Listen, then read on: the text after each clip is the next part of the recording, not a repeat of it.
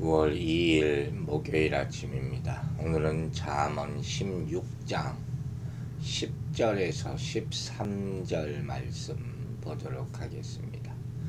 잠언 16장 10절부터 보겠습니다. 하나님의 말씀이 왕의 입술에 있은즉 재판할 때 그의 입이 그르치지 아니하리라. 공평한 저울과 접시 저울은 여호와의 것이요 주머니 속의 저울추도 다 그가 지으신 것이니라. 악을 행하는 것은 왕들이 미워할 바니 이는 그 보좌가 공의로 말미암아 굳게 섬이니라. 의로운 입술은 왕들이 기뻐하는 것이요 정직하게 말하는 자는 그들의 사랑을 입으니라. 아멘.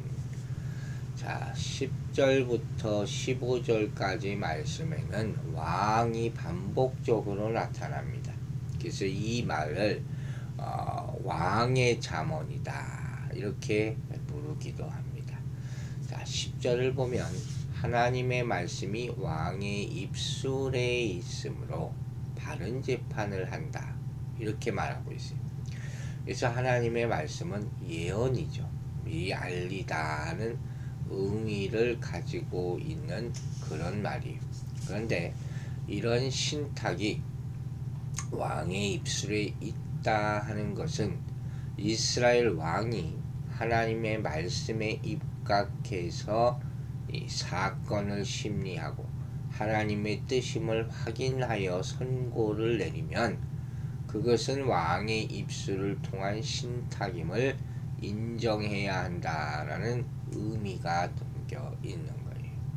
그러니까 왕이 하나님이 세우신 일꾼임을 전제한 거죠. 그걸 인정해야지 이 말을 들을 수 있는 것이죠. 이와 비슷한 얘기를 우리가 설교자의 설교를 얘기할 때도 마찬가지 않습니까? 그 사람을 인정해줘야 돼요. 주의 종으로, 말씀을 전달하는 종으로. 그래야지 그 말씀이 은혜 받는 것과 마찬가지 이치다 이렇게 생각하면 될 것 같아요. 사실 신정 왕국인 이스라엘에 있어서 왕은 하나님의 대리 통치자 자격이거든요. 그래서 하나님의 백성을 대신 다스리는 자로 인정이 된다는 거예요. 그러므로 하나님으로부터 통치권을 위임받은 왕은 완전한 공의와 지혜로 무정되어 있어야 했고 그것으로 입법, 사법, 행정 모든 면에서 백성을 돌보는 목자로서의 임무를 수행해야 했던 거예요. 그러니까 여기서 왕의 이러한 탁월한 권위와 직분을 하나님의 말씀이 왕의 입술에 있은즉 이라는 말로 나타내고 있는 거예요. 그 말에 권위, 어마어마한 권위가 있는 거죠. 하나님의 권위니까. 반면 하반절을 보면 상반절과 관련해서 재판할 때 그 입이 그르치지 아니하리라 이렇게 말하고 있거든요. 그러니까 이러한 선언을 왕이 재판할 때 결코 오류를 범하지 않는다 이렇게 의미하기는 조금 어려워요. 왜냐하면 신정국가인 이스라엘이 하나님의 대리 통치자로 인정받는 왕이라 할지라도 재판할 때 잘못 판단을 내릴 가능성은 얼마든지 있죠. 자기 마음대로 할 수도 있고 사람이니까. 그렇기 때문에 본절은 사람들이 왕의 입술에 하나님의 말씀이 있다고 생각하기 때문에 그릇된 선고를 내리지 않도록 최선을 다해서 신중을 기해야 한다. 그렇게 이해할 수도 있는 거예요. 혹은 앞부분을 조건 구문으로 이해를 해서 왕의 입술에 하나님의 말씀이 있다면 그릇된 재판은 하지 않게 될 것이다 하는 희망사항이죠. 그렇게 이해할 수도 있을 거예요. 그러니까 어떤 해석을 하든 간에 하나님의 대리 통치자인 이스라엘 왕의 말은 하나님의 말씀에 어긋나지 않는 것이어야 한다는 게 중요한 거예요. 거기서 위반된 그릇된 재판을 내려서는 안 된다. 그러니까 왕에게 권한을 주지만 책임도 반드시 따르는 거죠. 또 그것을 듣는 사람은 순종해야 할 것이고, 그것까지 함께 얘기하는 것이죠. 왜? 왕의 말이 하나님의 말이라면 당연히 순종해야 되는 건 아닙니까?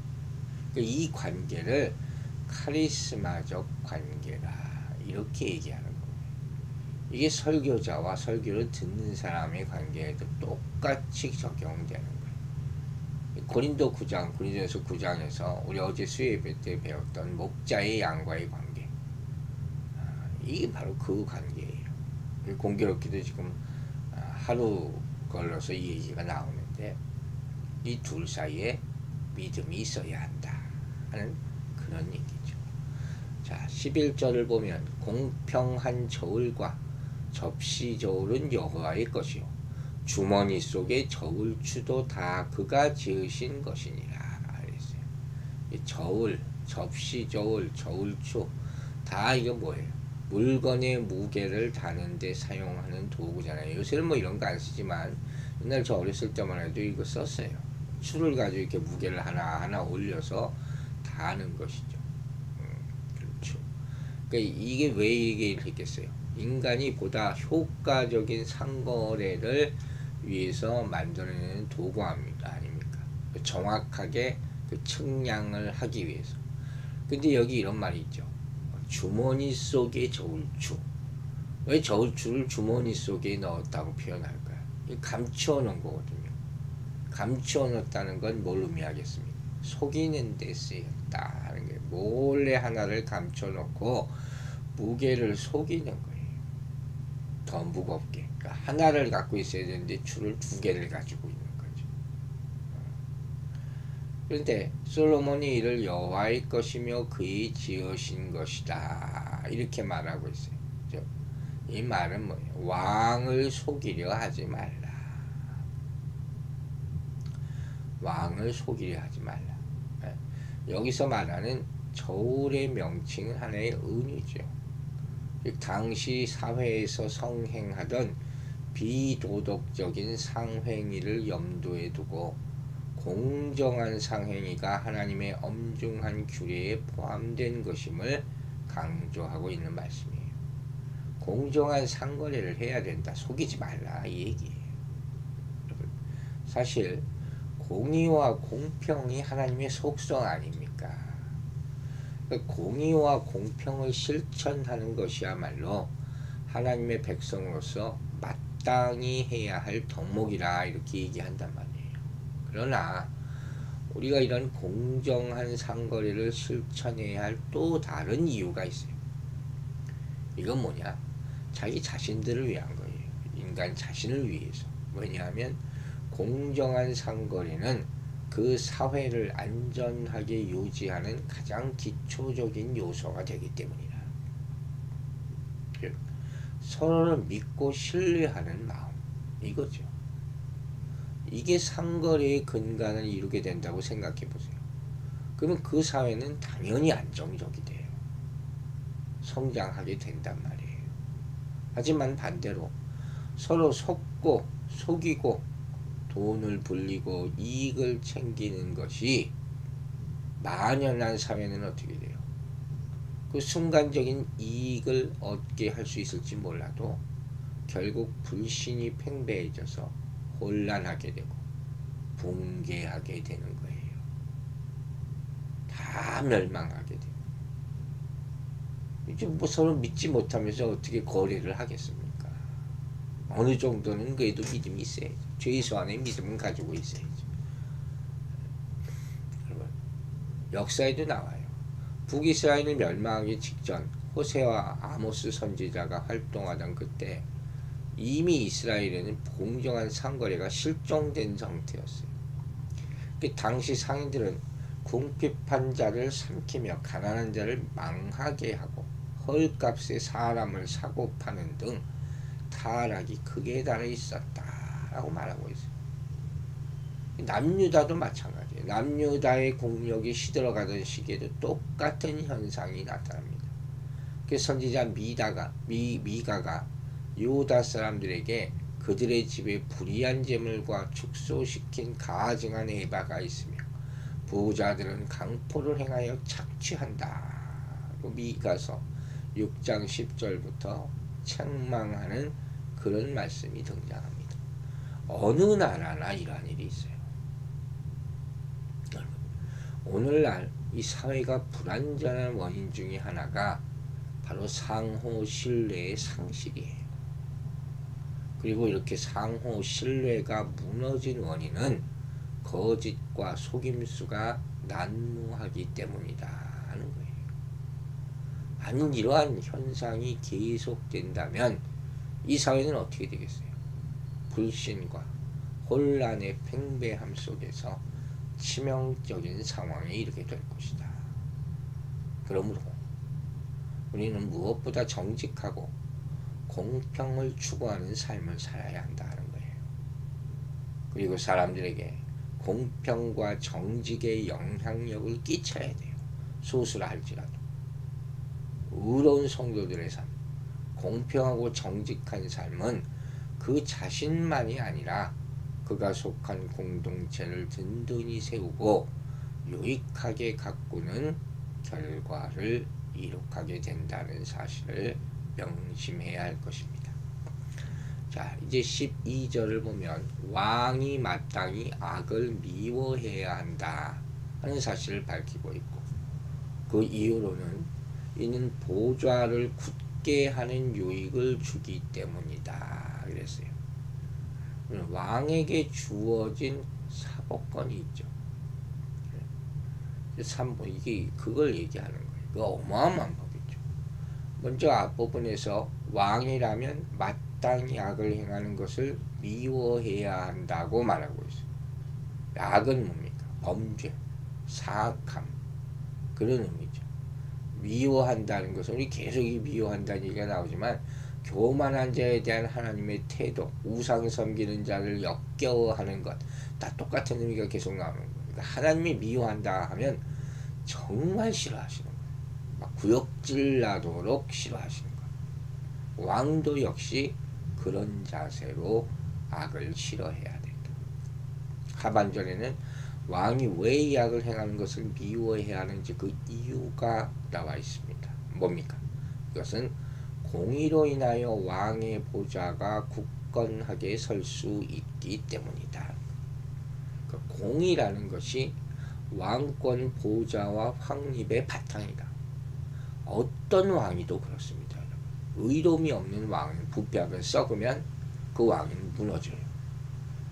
이 공의로 말미암아를 표준 세번역을 보면 공의로만 왕위가 굳게 설 수 있기 때문이다 이렇게 나왔어요. 공동병 번역에는 정의를 세워야 왕위가 든든하다 이렇게 나와 있거든요. 그걸 보면 알 수 있잖아요. 즉 이렇듯 왕권을 확립하는 데 있어서 공의가 절대적으로 요구되는 까닭은 무엇보다도 공의야말로 왕에게 통치권을 부여하신 여호와의 기본적인 속성이기 때문이에요. 실제 왕이 공의에 입각하여 통치하지 않았을 때 여호와께서는 책망과 경고, 징계를 내리셨어요. 심지어 왕위를 빼앗기까지 하신 사례가 많이 나타납니다. 그리고 이제 굳게 서민이라 지속적으로 더더욱 굳건하게 왕위가 생긴다, 그런 뉘앙스예요. 이 단어는 특별히 9절에는 인도하는 자라는 의미로 사용됐어요. 이와 같이 동일한 단어를 사용하므로 솔로몬은 인생의 길을 계획하는 사람의 걸음도 하나님이 견고히 세우실 뿐만 아니라 한 나라를 다스리는 왕권 역시 하나님이 견고히 세우심을 부각시키는 거예요. 즉 솔로몬이 이처럼 인접한 구절에 동일한 단어를 의도적으로 배치한 것은 하나님께 순종하는 개인과 하나님의 공의를 추구하는 왕과 나라만이 하나님의 인도와 인정을 받게 되고 더욱 온전하고 굳건하게 그 삶과 왕위와 나라를 세울 수 있다는 거죠. 13절은 일견 보면 신하들에게 주는 그런 말씀인 것 같아요. 하지만 잘 보면 왕이 사랑해야 될 바가 무엇인가, 이걸 신하들의 입장을 빌어서 보여주는, 무슨 말씀인지 알겠죠? 그런 말씀이라고 하고 있어요. 즉 앞에 12절에서 왕이 미워해야 될 바가 무엇인지를 보였다면, 이제 본절에는 왕을 섬기는 신하가 왕으로부터 기쁨과 사랑을 얻기 위해 해야 할 바가 무엇인가, 이걸 보여주는 거예요. 역으로 왕이 마땅히 가까이 해야 할 신하는 어떤 자이며 귀 기울여야 할 말은 무엇인가, 그것을 지금 지적하는 것이죠. 먼저 상반절에서는 의로운 입술은 왕들이 기뻐하는 것이다. 여기도 또 의롭다 나오잖아요. 의로운 입술은 옳은 말이죠. 충성된 직언을 말하는 정직한 신하의 모습을 나타내는 표현이죠. 왕은 마땅히 거짓에 치우치지 않는 의롭고 진실된 말을 분별해낼 줄 알아야죠. 무엇보다 먼저 간언이나 아첨하는 말을 물리칠 줄 알아야 된다는 거예요. 이걸 못하면 신하들에게 놀아나는 거죠. 하반절에는 정직히 말하는 자가 왕들의 사랑을 받을 것이다. 충신이죠. 정직하다 하는 것은 의로운 입술이다 하는 것과 똑같은 얘기예요. 이처럼 솔로몬은 동일한 의미를 반복해서 표현하므로 신하들이 왕 앞에서 해야 될 말과 왕이 참으로 가까이 해야 될 자가 누구인지를 강조하고 있는 거예요. 아울러 이는 왕에게 있어서 신하들로부터 바른 전언을 듣는 것이 얼마나 중요한 일인지를 깨우쳐주는 그런 교훈이라고 할 수 있는 것입니다. 기도하겠습니다. 아버지 하나님, 오늘 우리는 정직한 말, 정직한 삶, 또 의로운 말, 또 의롭게 세워가는 나라에 대한 말씀을 들었습니다. 참 이제는 세상에서 찾아보기 힘든 그런 이야기들이 되었습니다. 세상은 교활하고 속이는 말로 다 득세하고 의로울 것을 행하는 나라, 하나님의 의가 나타나는 그런 나라들은 사라져가고 있습니다. 우리가 앞으로 어떻게 살아야 할지 참으로 막막한 이 가운데 하나님의 말씀을 더 깊이 묵상하고 높이 숭배하는 그 일만이 우리의 참된 살길임을 깨달아 알게 도와주시옵소서. 나라를 다스리는 위정자들을 위해 기도할 때 그들이 하나님의 공의에 입각해서 나라를 다스릴 수 있도록 그들을 깨우쳐 주시옵소서. 나라를 위해서 일하는 한 사람 한 사람, 국민과 백성들도 정의롭고 또 공의로운 그런 생각을 가지고 모든 관계를 이루어 나갈 수 있도록, 속고 속이는 관계가 아니라 서로 다 용납하고 서로 사랑하고 서로 인정하고 믿는 그런 아름다운 사회가 되기를 소망하오니 주여 도와 주시옵소서. 감사드리며 예수 그리스도의 이름으로 기도했습니다.